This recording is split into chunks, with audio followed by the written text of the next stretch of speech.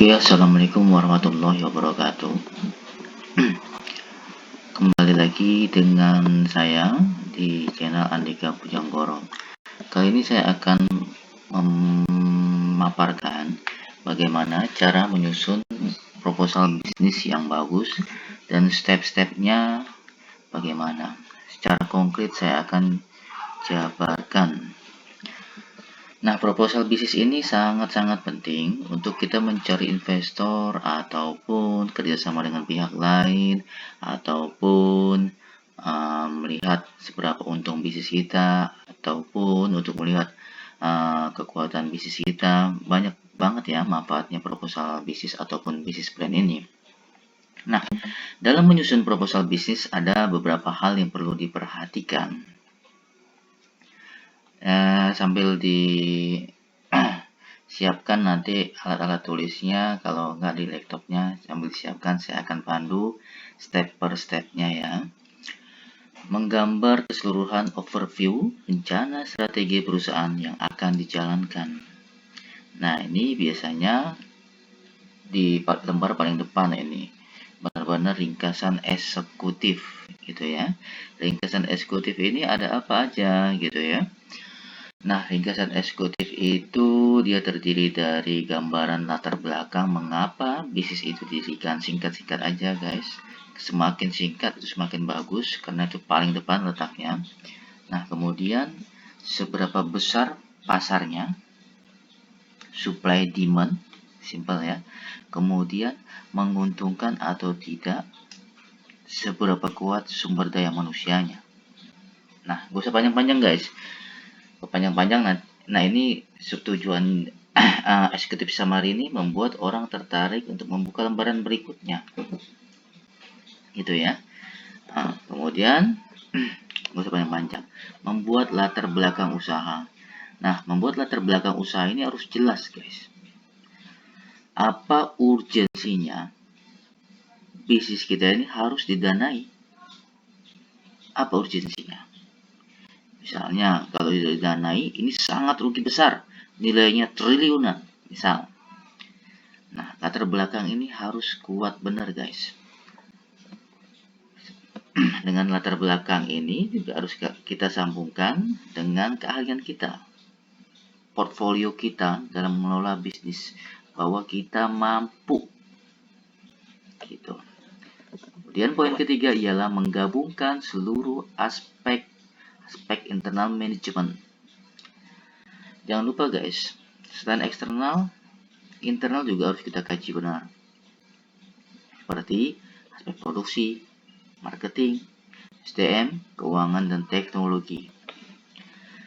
Nah, ini kita harus kaji benar dan ringkas, padat, jelas sebenarnya dibuat.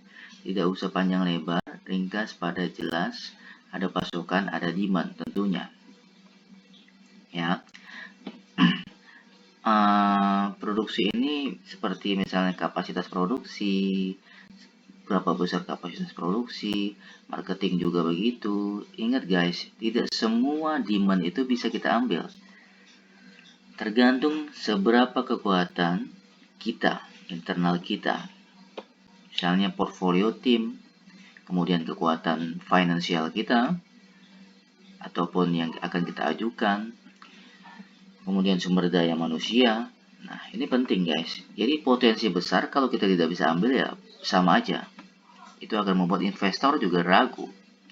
Kemudian poin keempat ialah merinci dengan jelas seluruh strategi yang akan dijalankan. Nah, ini penting, sangat-sangat penting. Pengalaman saya dalam menyusun bisnis plan dan mendampingi klien, banyak dari kita membuat jadwal penjualan ini kadang-kadang terlalu muluk-muluk menurut saya. Karena apa? Terlalu muluk itu misalnya ya, penjualannya 1T ya, 1T dengan marketing 1 orang. Itu jualannya misalnya kopi gitu ya, 1T dengan marketing 1 orang. Nah, ini rencananya tidak masuk akal. Tentu kalau target kita 1T misalnya, seberapa kuat marketing yang akan mengambil target penjualan 1T itu. Berapa ton kopi, berapa marketing yang dibutuhkan. Nah, ini penting. Kemampuannya marketing kita lihat lagi di situ. Mampukah dia mencapai target penjualan 1T itu? Kadang-kadang kita terlalu muluk-muluk mengerjakannya, sehingga ini sangat ngawang-ngawang dan abu-abu. Jadi hanya tinggal rencana saja, tidak bisa dieksekusi. Ini sangat penting guys, garis merah antara produksi, marketing, SDM, keuangan, teknologi. Nah, itu ya guys. Kemudian poin kelima, rencana strategi teraplikasi pada rencana anggaran atau budgeting. Nah, kita kalau mau merencanakan sesuatu harus ada anggarannya guys. Gak mungkin tidak ada anggarannya tapi bisa memobilisasi branding, kemudian membuat iklan, menggaji karyawan. Nah, ini harus dilihat dari budgeting dulu, kemudian rencana strateginya. Jangan dibalik, rencana strategi, kemudian budgeting. Budgeting dulu, lihat dulu budgeting kita berapa, kemampuan budget kita berapa. Kemudian rencanakan strateginya dengan detail, sehingga tidak ada anggaran yang terbuang sia-sia. Kemudian tampilan yang menarik, kelengkapan dokumen-dokumen usaha. Nah, legalitas juga sangat penting dalam kita memulai usaha. Investor akan sangat sedikit yakin dengan kita dengan memiliki izin usaha yang lengkap. Kemudian peta lokasi usaha, kemudian mencantumkan foto produk. Ini juga harus sangat menarik ya guys. Oke. Nah, ini ringkasan eksekutif isinya. Nama perusahaan, bidang usaha, jenis produk atau jasa, penjualan nih sangat penting nih guys. Biasanya investor melihatnya ini nih, nilai kekayaan perusahaan terakhir, kemudian prospek pengembangan usaha, gimana plan-plan ke depannya, gimana mencapainya. Tapi ringkasannya aja, rencana pengembangan usahanya, proyeksi target nilai penjualan, kemudian kebutuhan dananya dari mana gitu, berapa, kemudian rencana penggunaan dana untuk apa saja, kemudian payback periodnya berapa lama, dan jika ada agunannya apa gitu. Nah, ini isi eksekutif summary, kalian bisa catat untuk kalian aplikasikan di bisnis plan kita ya. Oke, kemudian selanjutnya ini latar belakang perusahaan. Nah, investor juga harus jelas ini guys.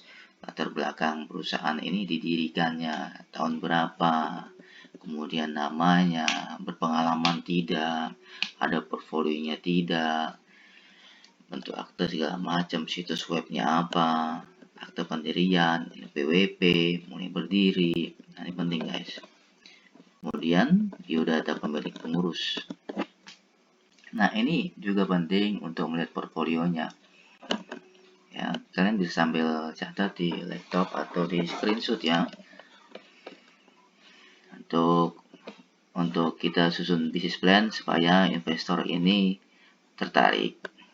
Nah, nih biodata pemilik, pengalaman kerja. Jadi yang menjalani bisnis itu juga harus orang yang memiliki portfolio di bidang yang sama. Misalnya kita selama ini bisnis hotel. Tentu kita bisa membuat atau mengajukan investasi hotel lagi. Jangan tiba-tiba tadinya bisnis hotel kemudian berganti ke bisnis tambang. Itu meragukan guys, karena tidak ada pengalaman gitu. Kalau mau supaya lebih meyakinkan lagi, ya cari partner ataupun bisa modelnya GV ataupun KSO dengan pihak lain yang sudah berpengalaman di bidang tambang atau di bidang itu. Nah, itu sangat menentukan investor memberikan dananya atau tidak. Portfolio. Kemudian kalian juga harus susun struktur organisasi ya. Nama, gelar, kemudian SOP-nya, susunan pemilik, pemegang saham. Ini penting guys. Supaya investor juga melihat siapa-siapa aja sih pemegang sahamnya dan berapa bobotnya gitu. Oke. Kemudian kita lanjut ke analisa pasar, analisis pasar dan pemasaran. Produk jasa yang dihasilkan ini kalian harus buat detail produk atau jasa apa yang akan dijual. Ya, pesaingnya siapa aja. Sebutkan seluruh jenis produk beserta keunggulan produk masing-masing. Jadi, produk itu nggak selamanya yang murah itu laku. Juga nggak selamanya yang mahal itu nggak laku. Contohnya, MacBook gitu ya. Dia punya segmentasi market tersendiri gitu. Jadi yang tepat ialah positioning produk yang tepat gitu. Tidak murah, juga tidak mahal, tapi tepat.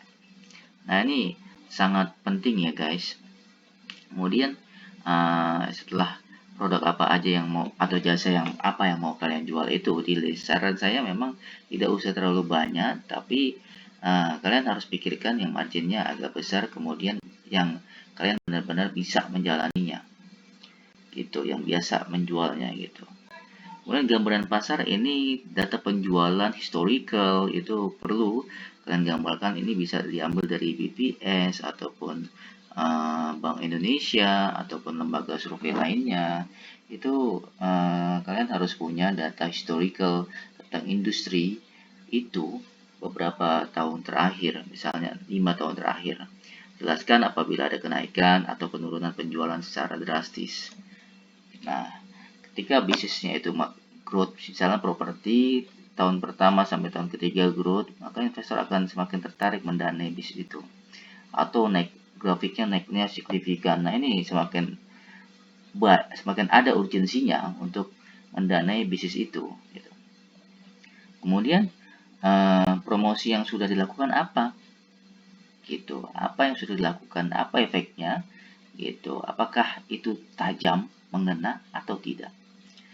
Kemudian target dan segmentasi pasar yang dituju. Nah, ini juga harus sangat jelas ini guys, karena investor melihat ini. Jadi jelaskan karakteristik pelanggan yang akan dituju, misalnya A, B, C, segmentasi menengah kah, ataukah segmentasi bawah, ataukah apa gitu, geografis, demografis, dan kelas sosial, tingkat pendidikan, pendapatan, dan hal-hal lain yang dianggap khas gitu. Jadi produknya itu juga harus bisa dijangkau segmentasi market kita itu. Jadi harus jelas dia.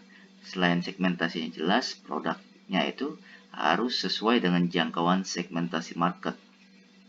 Nah, kemudian 3.5 kita lanjut. Tren perkembangan pasar. Nah, jelaskan di situ dalam trennya bagaimana. Nah, ini untuk kita memproyeksikan juga nanti di keuangan ya guys, tren pengembangan pasar. Oke, sampai sini dulu, kita lanjut ke part berikutnya ya.